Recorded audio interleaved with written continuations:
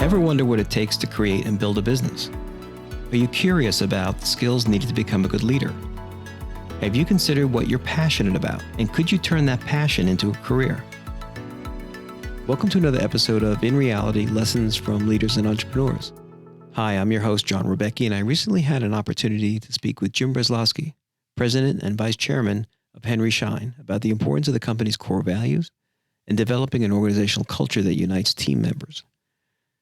You'll hear how values transcend borders and create a foundation for growing a business into a market leader. In 2019, Henry Schein was ranked 242nd on the Fortune 500 list of the largest U.S. companies, and in 2018 was recognized in Fortune's Most Admired Companies ranking as number one among wholesale healthcare companies, as well as inclusion in Fortune's Change the World list, a list of top companies from across the globe that are doing well by doing good. Jim has been with Henry Schein for 39 years as a member of the leadership team that transformed the company from a relatively small dental and medical supply firm into an international powerhouse that provides business, clinical technology, and supply chain solutions to help office-based dental and medical professionals. The company has annual revenues in excess of $9 billion and 19,000 team members worldwide, servicing over 1 million customers. Jim is a certified public accountant, a graduate of St. John's University, where he is a former member of the Board of Governors. In addition to other industry trade groups and academic board positions, he is currently on the Leadership Council at the School of Dental Medicine at Harvard University. Welcome, Jim. Thank you very much, John. It's really a pleasure to be with you, and thank you so much to NYIT for inviting me. It's really an honor to be here. Well, it's an exciting topic to talk about leadership and organizational culture. And especially when we could talk to somebody who leads an organization that is multinational, has, I think, just about 19,000 team members. Yes, we do. And you service, I think it's the number I read, correct me if I'm wrong, it's something like 1 million customers? 1 million customers on a worldwide basis, yep. Wow, We're in more than 30 countries around the world today. Right. And now, in reading your bio, you started with Henry Schein back in 1980, was it? It was the summer of 1980. Wow. So you've been there 39 years. 39 years this year. That's correct. Wow. Can you talk to me a little bit about Henry Schein? I mean, obviously, I believe I read it was a much smaller organization when you started. Maybe you could talk about some of the transformation that you've seen over the years. So, John, one of the things I think is important to share is Henry Schein really started as a mom and pop pharmacy in 1932 in Woodside, Queens. Henry and Esther Schein. So the name of our company, Henry Schein Incorporated, is the name of our founder. And Henry and Esther worked together in the business, Henry leading the business and Esther taking care of the operations and the finances of the business for many, many years before I got there. And in the 1970s, late 1970s, Henry and Esther had to decide what are they going to do with the future of the company. Henry and Esther had a son, Jay Schein. Jay Schein was a lawyer who worked on Wall Street for about 15 years, didn't really work in the business for all that long, but mom and dad invited him to come in and become the chief executive officer, next generation leader of the Henry Schein business.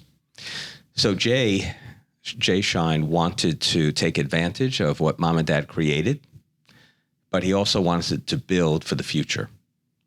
So Jay engaged the firm that I was working for, BDO at the time, and Stan Bergman in particular, who is our chief executive officer today, to help write a business plan for the future of Henry Schein. Now, when Jay took over, so at that point, it had to have been more than just a storefront at that point.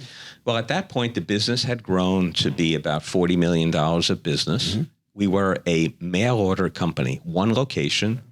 Here, at that time in 1979, we were located in Port Washington, and we were in the consumable business, selling consumable products to healthcare practitioners such as dentists, medical professionals, and veterinarians. Jim, you've used the term consumables, and I want to make sure that our listeners understand. Now that encompasses everything from a Band-Aid to a syringe to medical wipes to topical medications and all those types of items found in a medical or dental office, right? If you think about the customers that we serve even today, the customers that we serve today are what we would reference as office-based healthcare practitioners. So what that means is that anything that actually happens outside of the hospital, we're not in the acute care business, but anything that happens outside of the hospital, we are involved in helping those customers achieve their goals and provide them with products and services. So way back in the 1970s, we were selling these consumable products, just as you described, to dentists, to medical doctors, and also to veterinarians. So let's talk about how you became involved in the company. Jay is running the business and looks to the outside for some help, for guidance. And it almost sounds like for you, it was right place, right time. So as a consultant, Stanley, like any consultant would do, delivered the business plan. And so Jay said, how about you join? How about you come on board?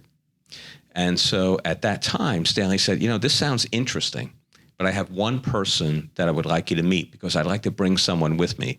And I had the good fortune, as you said, right place, right time, to be that person who had an opportunity to meet Jay, but also to meet Henry, to meet Esther, and to meet the entire leadership team at that time to decide whether or not it made sense for me to become part of Henry Schein. That was in the summer of 1980.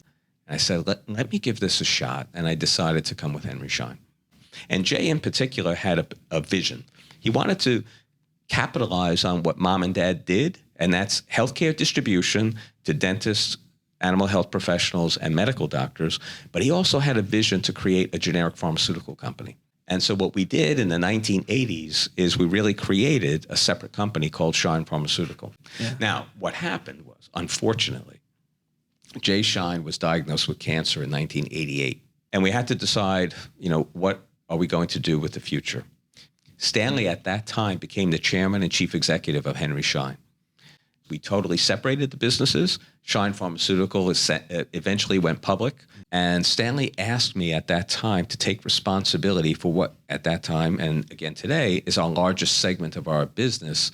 So that was a real moment of truth for me. So at that point, what size was the organization? Because you started out with 150 people, and by then you've started to scale up. Probably in the early 1990s, we were maybe about a $300 million company, and we maybe had 400 or 500 people in the company. We were still in the early 90s. We only had one distribution location. We only had one location for the company. We only, in the early 1990s, started to build out other locations throughout the United States and also start to expand our business to become an international company. It was a rapid period of growth for sure. And it was also a window of time for many people to be able to grow within the company and to be able to, as long as we maintained the fundamental core values that Henry and Esther basically laid down as part of who Henry Schein Inc. was before we even arrived. And how do we hold on to that, but have that now underpin a more modern day Henry Schein was one of the things that actually enabled us to effectively grow the company to that particular point. So the values of our business, we embody them in a document, of course, the values of Team Schein, but it's how we actually bring those values to life that truly make a difference. Sure. And so there's a list of, at least maybe 9 or 10 core specific values.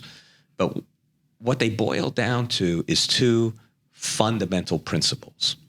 The first principle is respect, that everyone is entitled to respect, no matter where you come from, no matter what role you have. The way we used to say it is each person is as important as the next.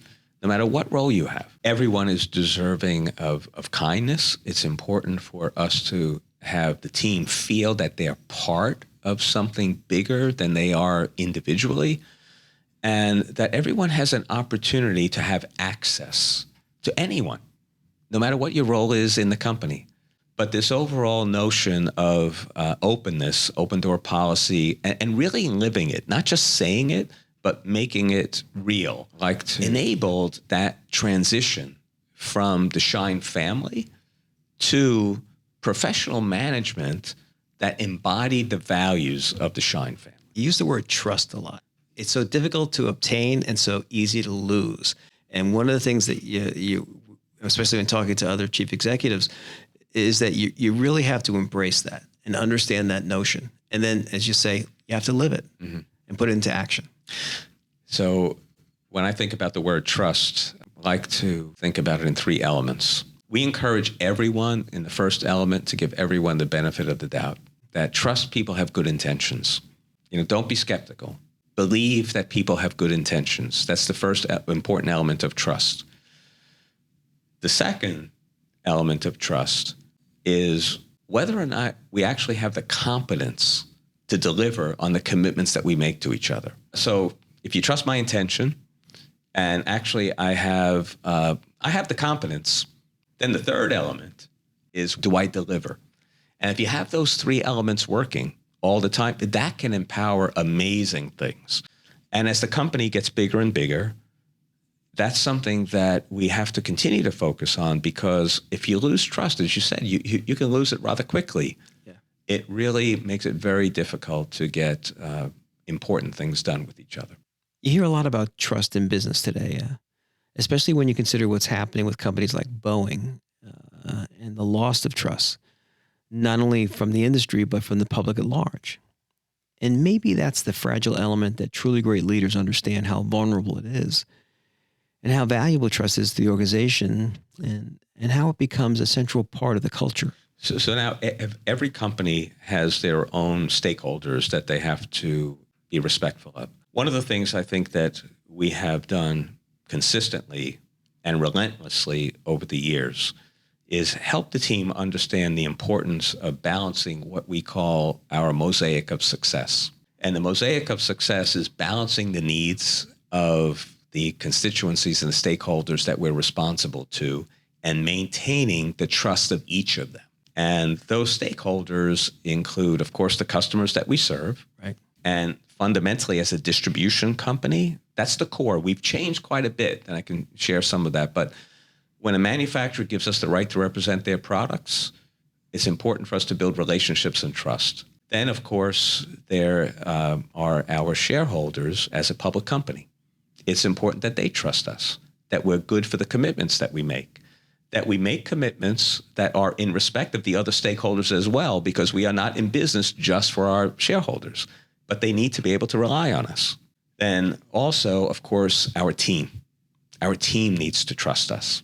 And the last element, and this is what we kind of call the secret sauce, is we really want to be important, respectful citizens of the communities that we're a part of.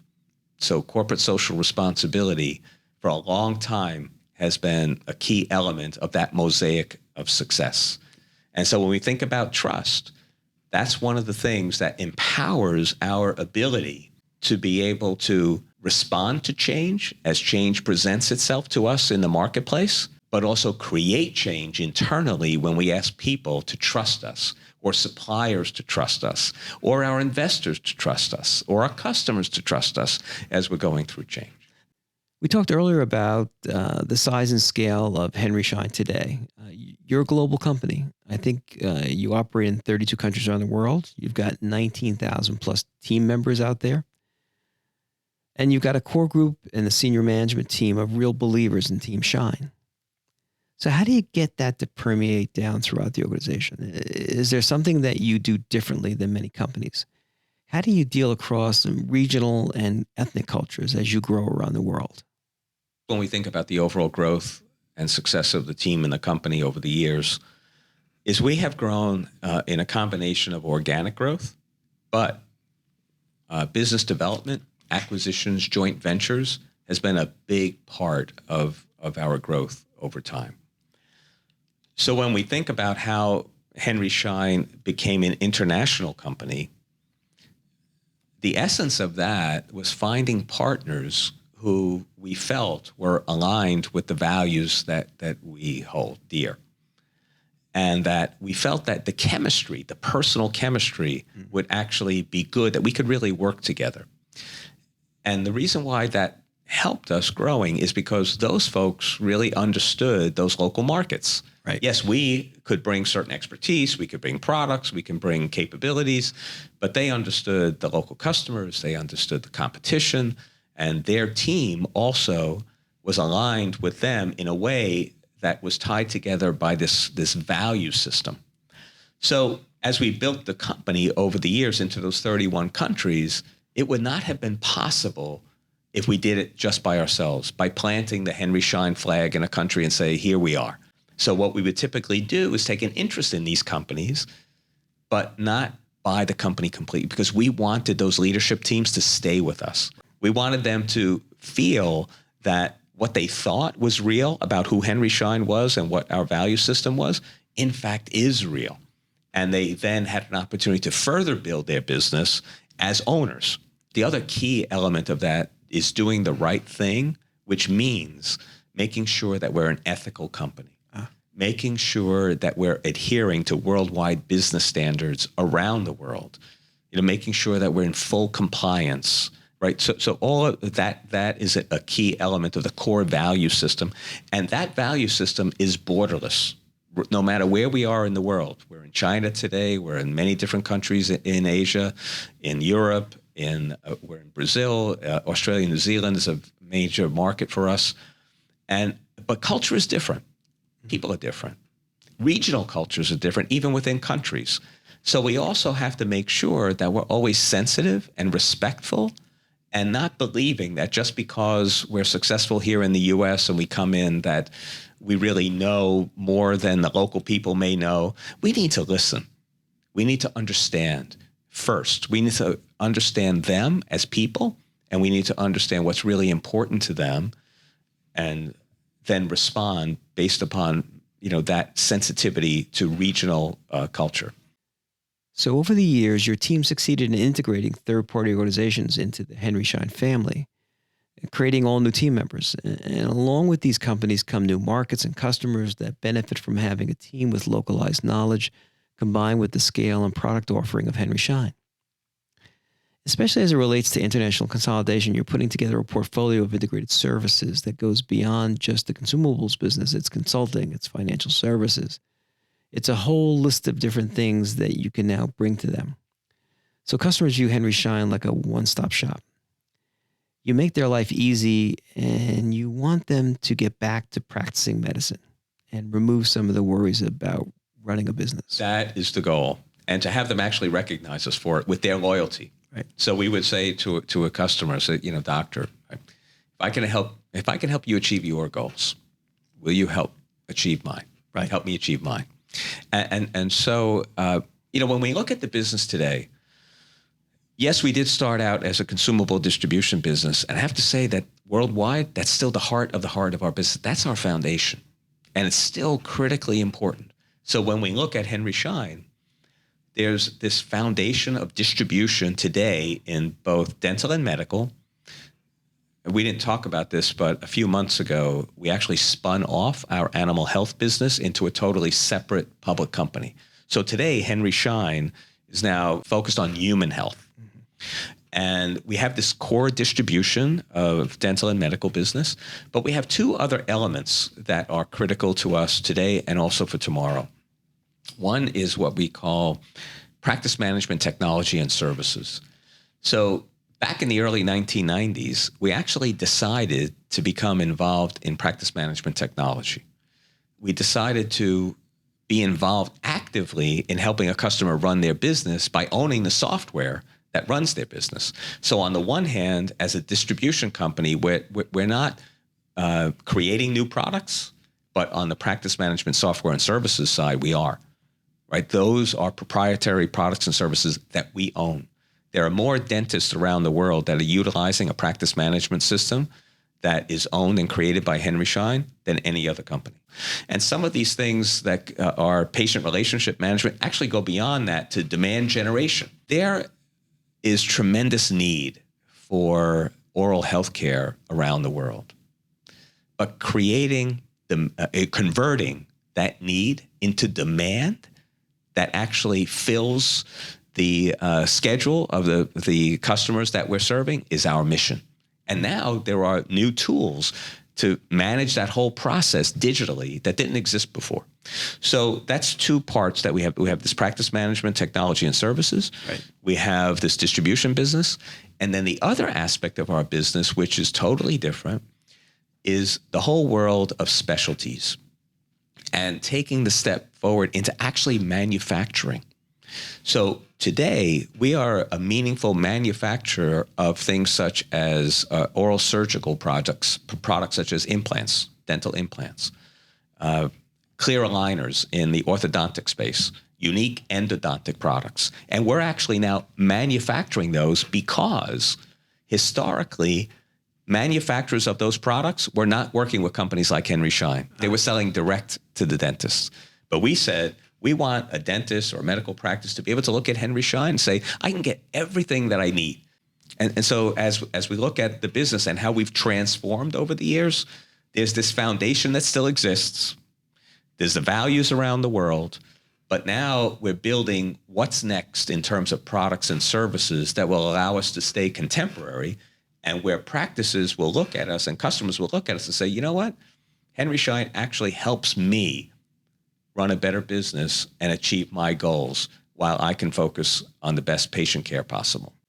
So you're fleshing out your offerings, you're bundling them and creating an environment in which, as you point out, your objective is to make life easier for that practitioner so they can spend more time with the patient and provide better health care, whether it's oral health care or medicine. Right, exactly. That's our goal. And that ties into, the thing that I believe helps us all feel extremely proud of what we do, because we believe it's important and it helps change lives. Right. Now, tell me, what is the value of a good smile? Oh, absolutely. All right. Yeah. I mean, it's we can be proud of that, and the team around the world, I think, realizes that not only are we running an effective business and a good business, but we're actually involved in doing something that is really helping to promote health around the world. Right. So your business is about giving practitioners the tools to run their practice so they can focus on patient care. Jim, you're running a great company whose values are a core element of its success. So I'm interested to know what one word describes who you are. It's not so easy. The first thing that comes to my mind is teammate. I actually really enjoy being on a team. I enjoy showing up. I enjoy participating. I enjoy playing my role. I know that I'm responsible, given the role that I have, for certain leadership duties. But sometimes as a leader, it's really important to be a servant, right? And it's really important to be comfortable with other people stepping forward and taking leadership role and accountability while you're supportive of their success. So being a good teammate for me is something that I strive for, and I would love people to think that they're happy that I'm on their team. Jim, thanks very much for talking to us today. I think we got a lot of great insights in terms of what leadership and culture are all about, and we really appreciate your time. Well, John, thank you, and again, thank you to NYIT for allowing me to be part of this. I'm really, I'm really a lucky person. I, think back sometimes to the words of Lou Gehrig. Sometimes I think about myself as being luckiest man on the face of the earth, because not only from a business point of view, I mentioned the relationship with people such as, Stanley and Stephen and Jerry and Mark, but also I love being with the team, and I love what we do and who we are. But also, I have to say it, I've been so blessed with family. My mom and dad have been, such influences, and I have two great brothers that are just amazing people that have helped shape who I am as a person. And also, my family. I mean, Debbie has been just, my wife, Debbie, and my three children have been just amazing people, Kevin, Kate, and Mike. I just want to make sure that I can wake up every day and saying, I'm still doing the right thing, and I never give up. Great. Thanks, Jim. Thank you so much, John.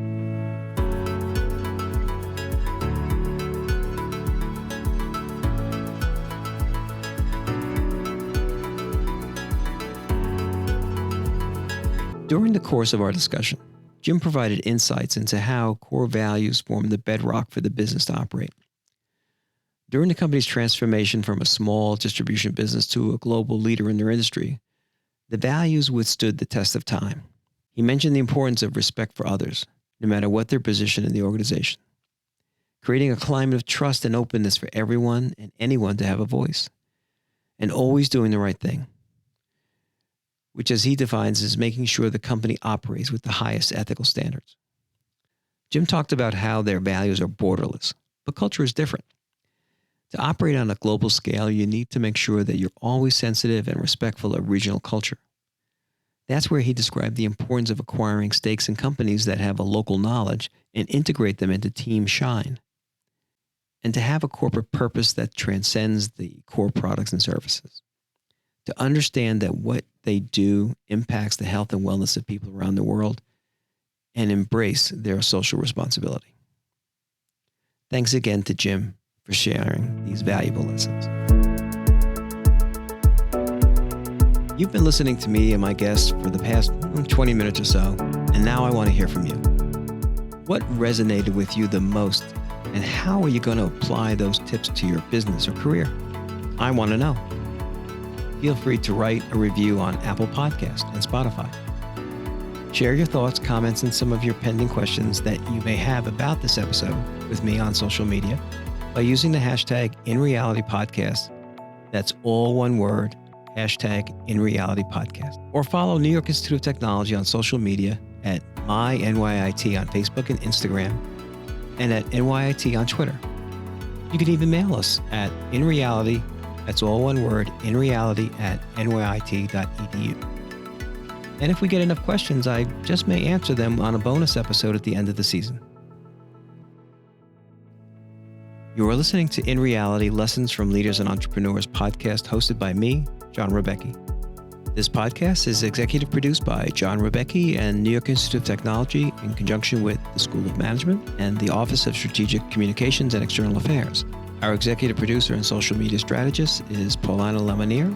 Our audio editor is Johnny Rebecchi. The director of professional enrichment and producer of this podcast is Deborah Cohen. Our graphic team is Paula Geraldo and Julia Donahue. Special thanks to Karen Marie Belknap, Jacqueline Compton, and Petra Shandaraga. Until next time.